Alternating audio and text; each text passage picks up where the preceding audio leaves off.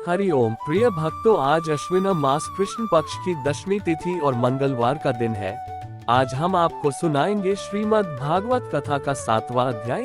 भक्तों, इसके नियमित पाठ से व्यक्ति को मानसिक शांति का अनुभव तो होता ही है, साथ ही जीवन की कई परेशानियों से भी छुटकारा मिल जाता है। इसके साथ ही व्यक्ति के जीवन से सभी प्रकार की नकारात्मकता दूर होने लगती है। गीता के रोजाना पाठन से व्यक्ति के आत्मविश्वास में वृद्धि होती है, जिससे वह जीवन में सफलता हासिल कर सकता है। आइए सुनते हैं अगला अध्याय। नारद जी के चले जाने के बाद का वृतांत है। सरस्वती नदी के तट पर सुरम्य वातावरण में बेर के वन में व्यास जी का आश्रम है, जहां कल कल की ध्वनि से सरस्वती प्रवाहित हो रही है।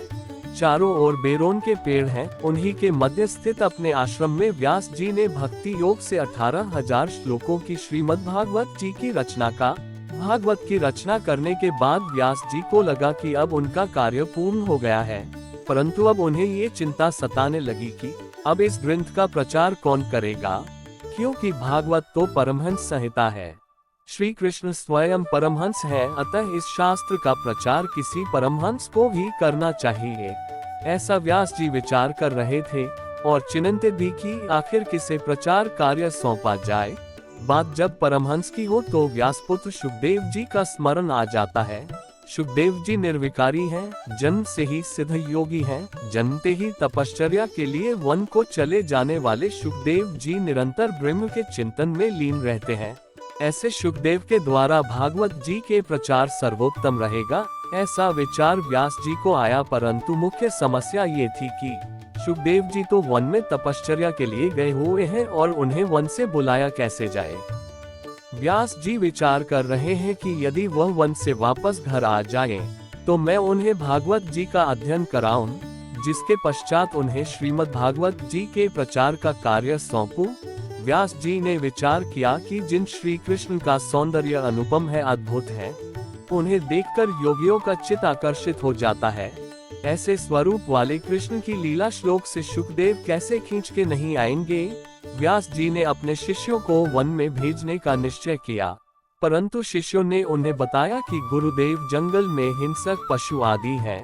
इस पर व्यास जी ने शिष्यों को कहा कि यदि तुम्हें वन में हिंसक पशुओं का भय लगे तो भागवत जी के श्लोकों का पाठ करना और श्री कृष्ण तुम्हारे साथ हैं ऐसा महसूस करना।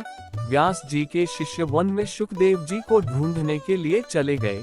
वन में सुखदेव जी तप करने में लीन थे। निर्गुण ब्रह्म के उपासक ब्रह्म चिंतन में लीन थे सुखदेव जी। व्यास जी के शिष्यों ने समाधिस्थ सुखदेव जी को देखा और उनके सम्मुख भागवत जी के श्लोक का पाठ किया। बर्हापीडम नत्वा पुहकर्ण्योः कर्णिका बिभ्रद वासः कनकपिश वैजयन्ती च मालामाय रंध्रान वेणोर्धर सुध्या पूरायन गोप वृंदे वृंदारण्यम स्वपदर्मण प्राविशद गीत कीर्ते दो।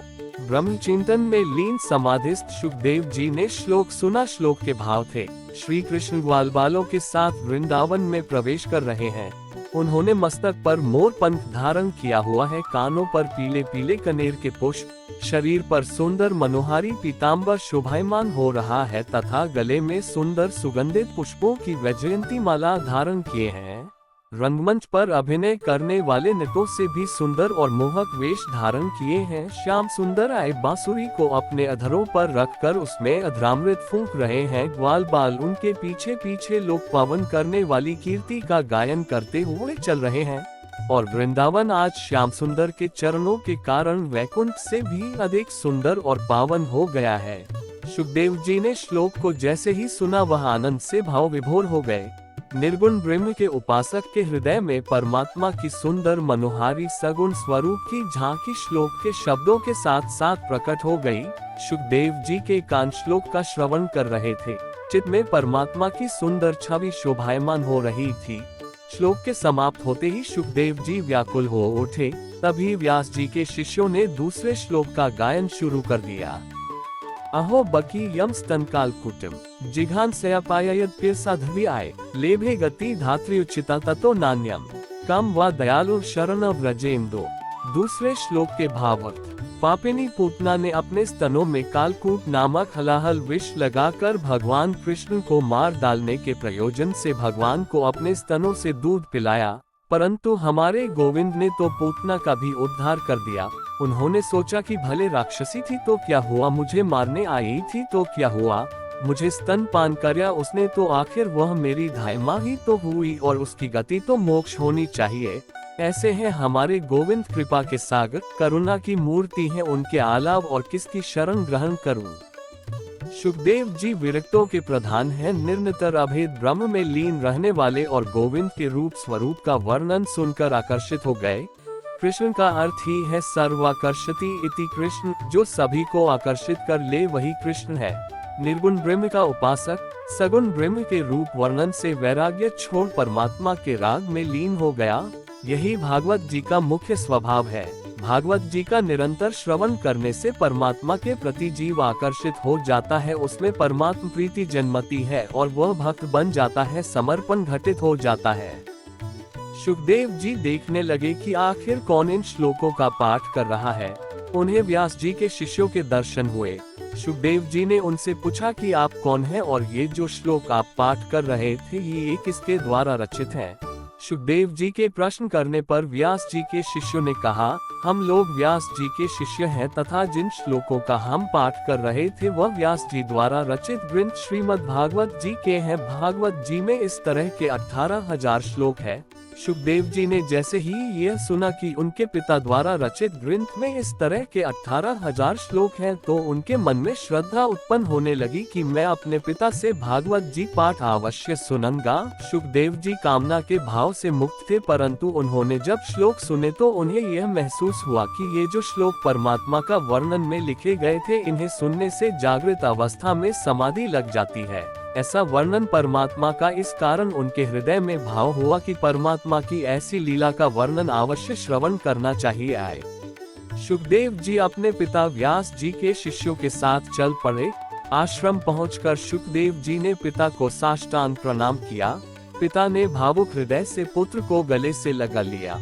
सुखदेव जी ने पिता से आग्रह किया कि मुझे भागवत का अध्ययन कराओ। व्यास जी ने विचार किया कि हे प्रभु, आपकी इस रहस्यमयी कथा का सच्चा अधिकारी तो मेरा पुत्र ही है। ये परम वैरागी है, ब्रह्मानंद में निरंतर लीन रहने वाला। सुखदेव जी ने प्रसन्न हृदय से श्रीमद् भागवत जी का अध्ययन किया। भक्तों, सप्तम अध्याय के प्रथम भाग में आपने जाना कि परम वैरागी संत श्री सुखदेव जी ने श्रीमद् भागवत जी का अध्ययन किया तथा सप्तम अध्याय के द्वितीय भाग में हम जानेंगे कि अश्वत्थामा द्वारा द्रौपदी के 5 पुत्रों की हत्या की कथा, द्रौपदी की करुणा की कथा तथा नीतिगत विवेक द्वारा अर्जुन द्वारा अश्वत्थामा को दंड की कथा। सूत जी महाराज कथा के वक्ता हैं और आसन पर विराजमान है। शनकादि ऋषियों को कथा सुना रहे हैं तो सूत जी महाराज कहते हैं, हे ऋषियों, मैं आपको राजर्षि परीक्षित के जन्म, कर्म और मोक्ष की कथा सुनाता हूँ, क्योंकि भगवान कृष्ण के रहस्यमय चरित्र की अनेकों कथाओं का उदय इन सभी वृत्तांतों से होता है। सूत जी कह रहे हैं कि महाभारत का युद्ध समाप्त हो चुका है, पांडवों की विजय हुई है, दोनों पक्षों के बहुत से योद्धा वीरगति को प्राप्त हो चुके हैं। युद्ध में भीमसेन की गदा के प्रहार से दुर्योधन की जंघा टूट गई थी, दुर्योधन घायल पड़ा है। पांडवों के गुरु द्रोणाचार्य का पुत्र अश्वत्थामा, जो दुर्योधन का मित्र था, वह अपने मित्र के दुख को देखकर अत्यंत दुखी हो रहा था।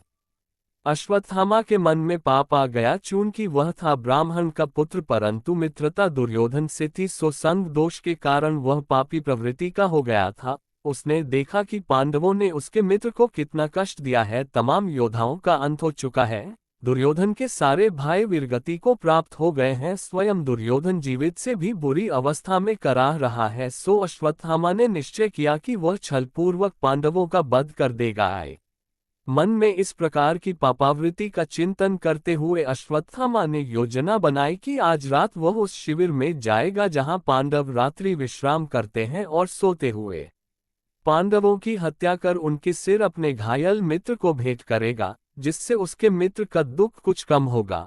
परंतु जिसकी रक्षा स्वयं भगवान कृष्ण कर रहे हैं, उसे कौन मार सकता है। पांडव जिस शिविर में विश्राम करते थे वहां भगवान श्री कृष्ण गए और 5 पांडवों को किसी कार्यवश वहां से ले गए। अंततः रात्रि विश्राम के लिए पांडव उस शिविर में नहीं गए। रात्रि में अश्वत्थामा पांडवों के शिविर में जाता है। रात्रि में अंधकार था और शिविर में पांडव नहीं बल्कि द्रौपदी के पांचों पुत्र सोए हुए थे। आए अश्वत्थामा वहां सोते हुए द्रौपदी के पांचों पुत्रों के सिर काटकर उनकी हत्या कर देता है तथा उनके सिर लेकर अपने मित्र दुर्योधन के पास जाता है और कटे हुए सिर अपने मित्र को ये समझकर भेंट करता है कि उसने पांचों पांडवों की हत्या कर दी है, परंतु अंधेरे में उसने हत्या तो द्रौपदी के पुत्रों की थी।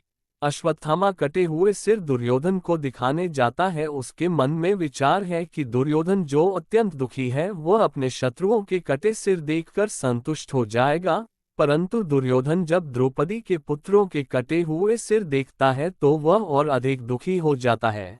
जिस दुर्योधन के लोभ के कारण महाभारत हुई, जिसके भाई युद्ध में मार दिए गए, उसने देखा कि उसके शत्रु पांडवों के पुत्रों के कटे सिर, तो दुर्योधन को भी यह अच्छा नहीं लगा। वह दुखी हुआ। उसने अश्वत्थामा से कहा, मित्र तुम तो ब्राह्मण हो और तुमने इस प्रकार हत्या की, यह अत्यंत नीच कृत्य है, निंदनीय है। उधर द्रौपदी ने जब अपने पुत्रों की हत्या का समाचार सुना तो द्रौपदी अत्यंत दुखी हो गई।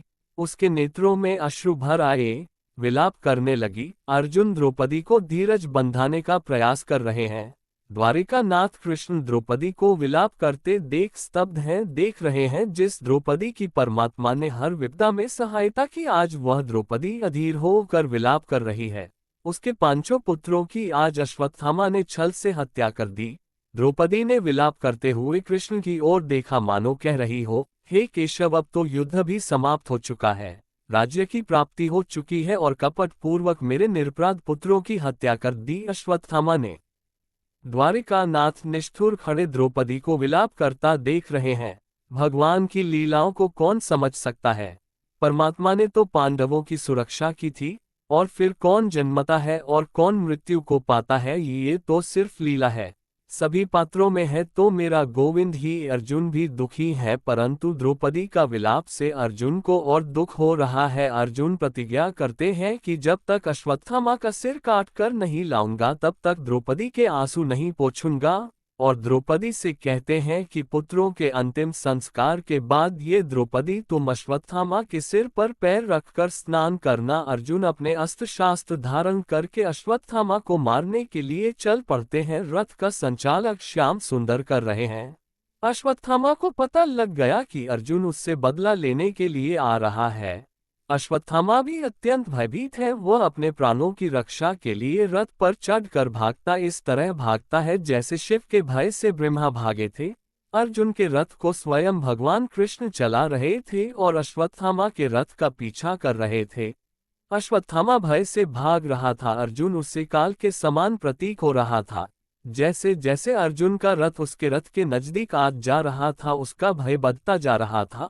अश्वत्थामा के रथ के घोड़े थक चुके थे और जब अश्वत्थामा को लगा को अब वह अर्जुन से बचकर भाग नहीं पाएगा तो उसने भयवश अर्जुन पर ब्रह्मास्त्र चला दिया। ब्रह्मास्त्र के प्रभाव से चारों दिशाओं में प्रचंड प्रकाश फैल गया। अत्यंत भयानक वातावरण निर्मित हो गया। अर्जुन इससे अत्यंत भयभीत हो गया। उसे अपने प्राण संकट में प्रतीत होने लगे, और जब जीव भयभीत होता है तो परमात्मा को पुकारता है। अर्जुन श्री कृष्ण की विनती करने लगते हैं, हे सर्वशक्तिमान परमेश्वर, आप भक्तों के भयों का अंत करने वाले हैं। हे गोविंद, मेरे प्राण संकट में हैं, मेरी रक्षा करो। परमात्मा श्री कृष्ण ने देखा कि ब्रह्मास्त्र के कारण यह महान तेजमय वातावरण हो गया है, जिससे अर्जुन भी भयभीत हो गया है। अतः परमात्मा ने अर्जुन से कहा, हे अर्जुन, अश्वत्थामा ने तुम्हें लक्ष्य बनाकर ब्रह्मास्त्र चलाया है।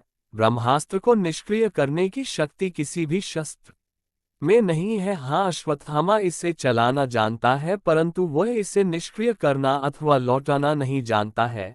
हाँ, एक उपाय है कि ब्रह्मास्त्र के तेज को सिर्फ ब्रह्मास्त्र के द्वारा ही समाप्त किया जा सकता है। देवकी नंदन के मुख से इस प्रकार के वचनों को सुनकर अर्जुन ने तुरंत ब्रह्मास्त्र का प्रयोग किया। दोनों ब्रह्मास्त्र तेज प्रलयकारी अग्नि के समान ब्रह्मांड में टकराए। भयंकर आवाज और प्रकाश से संपूर्ण ब्रह्मांड जगमगा गया। अर्जुन की आंखें क्रोध से लाल हो रही थीं। उसने रथ से कूदकर अश्वत्थामा को पकड़ लिया और रस्सी से बांधकर रथ में डाल दिया। अर्जुन अश्वत्थामा को लेकर अपने शिविर में आते हैं और विलाप कर रही द्रौपदी के सामने बंधे हुए अश्वत्थामा को पशुओं की भांति खींचकर डाल देते हैं। मानो द्रौपदी से अर्जुन कह रहे हो, लो द्रौपदी, तुम्हारे पुत्रों का हत्यारा ले लो, इससे बदला आए। जिस समय अश्वत्थामा द्रौपदी के सम्मुख लाया गया, उस समय द्रौपदी विलाप कर रही थी और अश्वत्थामा का मुंह शर्म से झुका हुआ था। उसने काम ही इतनी नीचता का किया था। द्रौपदी के सोते हुए पुत्रों की हत्या करने वाले अश्वत्थामा को अर्जुन खींचकर द्रौपदी के सामने लाते हैं। द्रौपदी आंगन में बैठी है, वहीं उसके पांचों पुत्रों के शव पड़े हैं। अश्वत्थामा का चेहरा शर्म से झुका हुआ था, परंतु द्रौपदी ने जो किया वह एक भक्त ही कर सकता है। इस भारत की नारी एक वीर माँ ही कर सकती है। द्रौपदी ने देखा कि अश्वत्थामा को इस प्रकार अपमानित किया जा रहा है तो द्रौपदी को दुख हुआ। द्रौपदी ने सर्वप्रथम अश्वत्थामा को पहले प्रणाम किया, फिर अर्जुन से कहती है, मेरे सामने ब्राह्मण का अपमान मत करो। गुरु पुत्र हैं। जो विद्या गुरु द्रोणाचार्य जी ने अपने पुत्र को नहीं सिखाई, वह विद्या उन्होंने आपको सिखाई है और से गुरु के पुत्र हैं अश्वत्थामा, इन्हें छोड़ दो, छोड़ दो। द्रौपदी कहती है, ये ब्राह्मण हैं, हम सभी के लिए पूजनीय हैं, जिनकी कृपा से आप लोगों ने शास्त्र संचालन आदि का ज्ञान हुआ, उन गुरु द्रोणाचार्य और गुरु माँ कृपी के पुत्र हैं अश्वत्थामा जी। आप देखिए, ये अश्वत्थामा नहीं, ये साक्षात आपके गुरु द्रोणाचार्य जी खड़े हैं हमारे समक्ष। गुरु द्रोणाचार्य जी की मृत्यु के पश्चात माता कृपी इन्हीं अश्वत्थामा के मोह और ममता के कारण सती नहीं हो पाई। हे आर्यपुत्र, आप तो परम धर्मज्ञ हैं। जिस गुरु परिवार को नित्य पूजा वंदना करनी चाहिए, उसे दुख पहुंचाना, पीड़ित करना, व्यथित करना आपके अनुकूल नहीं है। द्रौपदी को याद आ रही है अर्जुन द्वारा अश्वत्थामा के वध के लिए की गई प्रतिज्ञा। द्रौपदी कहती है कि आज मैं अपने पुत्रों के मर जाने से आज दुख पा रही हूँ, परंतु मैं नहीं चाहती कि कल गुरु माँ भी इसी दुख को प्राप्त हो आए। भारत की नारी अपने 5 पुत्रों की हत्या करने वाले को प्रणाम करती है, उससे बैर भाव नहीं रखती और प्रणाम इसलिए करती है कि वह ब्राह्मण है। भागवत की कथा हमें जीवन का दर्शन सिखा रही है कि किसी से शत्रुता का भाव नहीं रखना है। अश्वत्थामा द्रौपदी के व्यवहार को देखकर द्रवित हो गया। वो विचार करता है कि मैंने आज तक द्रौपदी के बारे में जितना मैंने सुना वह कम था। द्रौपदी तो पूजनीय है, वंदनीय है, आचार्य है। द्रौपदी व्यवहारिकता की आए। द्रौपदी ने ये दर्शन कराया कि आखिर गोविंद के भक्त के क्या आचरण होने चाहिए। करुणा और दया की प्रतिमूर्ति है द्रौपदी। पत्नी का परम कर्तव्य है कि वह सदैव अपने पति को धर्माचरण करने के लिए प्रेरित करे। द्रौपदी ने आज जो वचन कहे, युधिष्ठिर जी ने उन वचनों का समर्थन किया। साथ ही अर्जुन, नकुल, सहदेव आदि सहित भगवान कृष्ण ने भी समर्थन किया। परंतु भीम ने कहा, ये हत्यारा है, इसने बाल हत्या की है, यह मृत्युदंड का अधिकारी है। आए आखिर कृष्ण जो द्रौपदी के भाव से प्रसन्न थे, उन्होंने नीतिगत बात करते हुए कहा, चूंकि अश्वत्थामा ब्राह्मण है, अतः इसे मृत्यु दंड नहीं दिया जाना चाहिए, परंतु ये बाल हत्या का दोषी भी है, अतः इसे बिना दंड के छोड़ना भी उचित नहीं, इसे मृत्यु दंड सम दंड देना चाहिए। अर्जुन कृष्ण के हृदय की बात जान गए। उन्होंने विचार किया कि इसके केश काट दिए जाए तथा इसके मस्तक में स्थित मणि निकाल ली जाए, इससे नीतिगत रहते हुए इसे दंड दिया जा सकता है। एक सम्मानजनक स्थिति वाले ब्राह्मण के केश काट दिए गए और उसके मस्तक से मणि निकाल ली गई। यह अपमान अश्वत्थामा के लिए मृत्यु से भी अधिक है। ऐसा विचार करते हुए अर्जुन ने तलवार निकाली और अश्वत्थामा के सिर को मूड़ दिया तथा उसके मस्तक से मणि को निकाल दिया। फलस्वरूप अश्वत्थामा तेजहीन हो गया। ये स्थिति उसके लिए मृत्यु तुल्य थी। इसके पश्चात द्रौपदी सहित समस्त पांडवों दुखी थे और उन्होंने सभी मृत आत्माओं का पिंड दानादि कर्म संपन्न कराए।